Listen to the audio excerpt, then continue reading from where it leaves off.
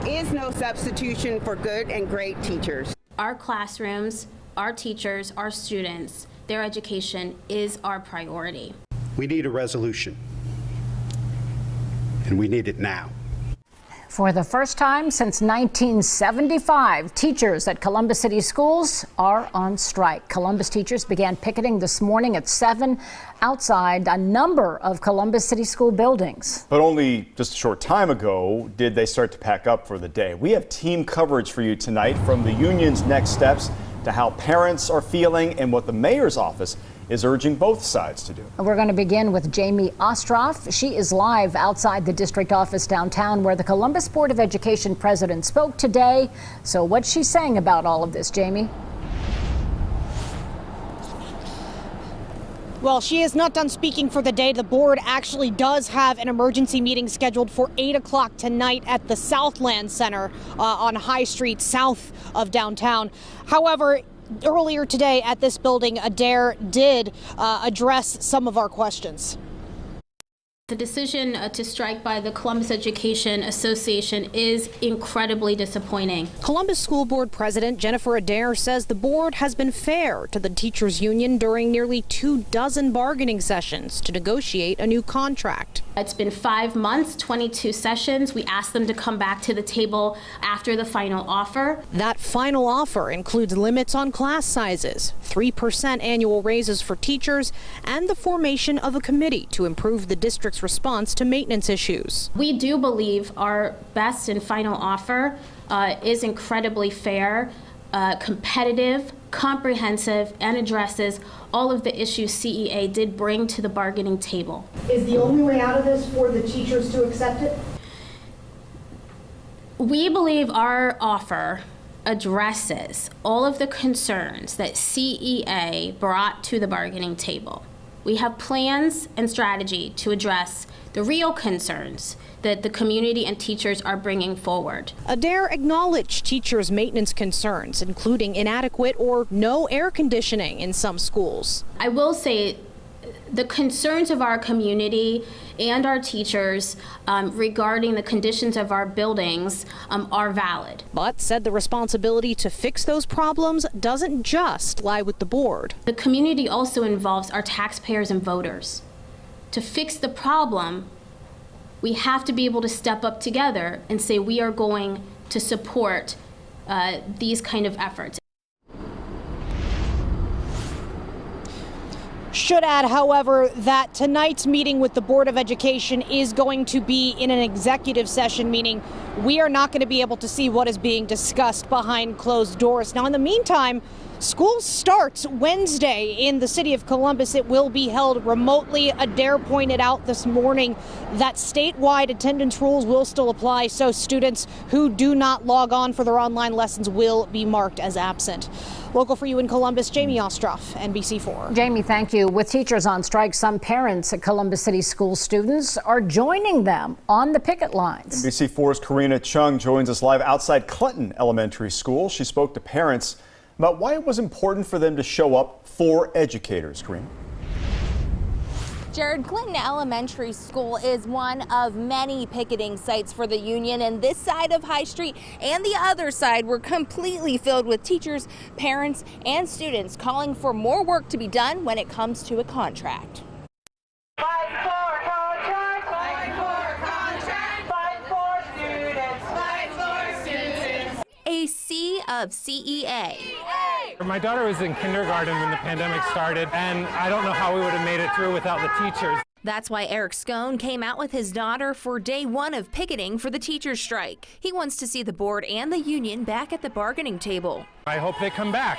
I think, we want our kid back in school. We want all the kids back in school. It's not easy to have the children out of school, and they need this. There have been 22 bargaining sessions between the district and the Columbus Education Association, but no agreement. The union wants to negotiate more and address HVAC issues, while the district has put out its best and final offer. Jennifer Lawson has 2 kids that go to Indianola Informal K-8.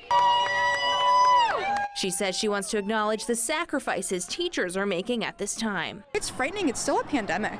There's still, going without health insurance in the best of times is not acceptable, you know, but especially right now. And yeah, the pay on top of it. I hope for their sake it's short. Are you still planning on having your child stay home at this point for the first day of school? Yeah, we won't be sending, I mean, it's crossing a picket line, so there's just nothing to discuss about that. But even if we were willing to consider crossing the picket line, remote learning it's going to be hundreds of kids in a Zoom room. Remote learning is not acceptable for Scone either. He says this moment was important for his daughter to see. I want her to see collective action happening and know that, when people get together, they can make a difference. And I think that's really important for her. CEA members are picketing during their regular school hours. Now, no word on how long this strike will last. The union does have members gathering tonight at 7 o'clock at the Southland Center. That is where the Board of Education meets for their meetings. Local for you in Columbus, I'm Karina Chung, NBC4. All right, Karina, thank you. Columbus teachers began picketing around 7 a.m. this morning, wrapping up their demonstrations outside of numerous Columbus City schools just a short while ago. NBC4's Carissa D'Agostino is here to tell us now what's next, that the first day of striking has come to an end. Carissa? Jared, from the picket line to a rally ahead of the special meeting that the school board will be having. That's the next steps for teachers that were striking today following failed negotiations with the Columbus City School Board. Now, we spoke with NBC4 spoke with Regina Fuentes. She is the spokesperson for Columbus Educators Association just a short while ago. And Fuentes says there's still hope. There is hope, because our kids give us hope. And every day that they give us a chance to come to school and teach them, that gives us hope to continue fighting. Teachers have been on strike since 7 a.m. this morning, since voting to strike last night. Fuentes told NBC4, despite statements the Board of Education has made pertaining to salary negotiations, that this strike is not about the money. This is not a conflict about our salary. Yes, salary is part of the conversation, but this is about doing what's right by our students and fixing these schools and getting the district to be accountable for the promises that they made. She says they wanted to negotiate, but the school board came back with a hard answer at a 3% raise. Bargaining members came to the table with a full, comprehensive list of everything that they needed for the non-economic issues, and we're prepared to discuss and get into some of the economic issues. We got a little bit into that, but we did not get through with the process before they decided to shut it down. Like many of the teachers' striking's signs say, Fuentes urges their striking for safer environments for their students, which she says is not the case right now. Mice, I'm talking bugs, I'm talking water dripping from the ceilings. It's a true, real problem. We're not making this.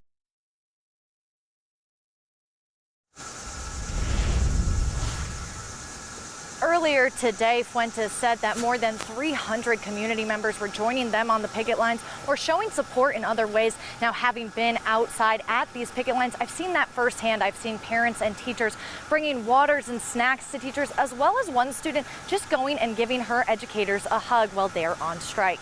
Local for you in Columbus, I'm Carissa D'Agostino, NBC4. All right, Carissa, thank you. Columbus leaders are demanding that the teachers union and a school board come to a resolution. That's with no new negotiations scheduled and as teachers begin to strike.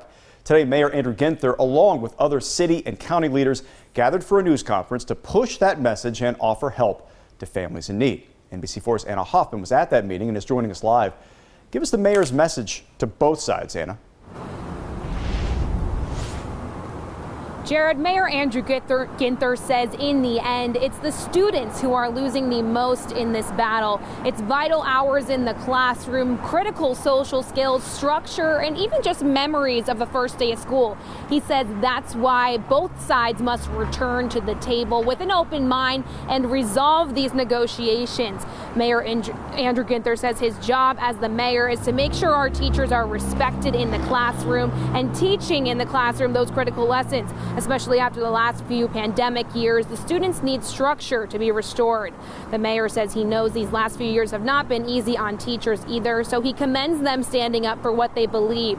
He says it's been in constant contact with both sides and says he's hopeful that this decision will be made and wants them to remember there are so many families in Columbus counting on that. There's a path forward. Folks need to be heard. They need to be respected. They need to be valued on both sides. But I believe collective bargaining works if you fully engage and commit to it.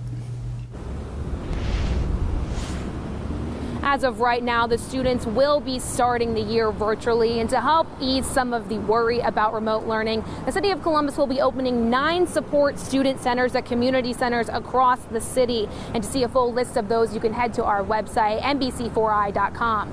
Local for you in Columbus, I'm Anna Hoffman, NBC4.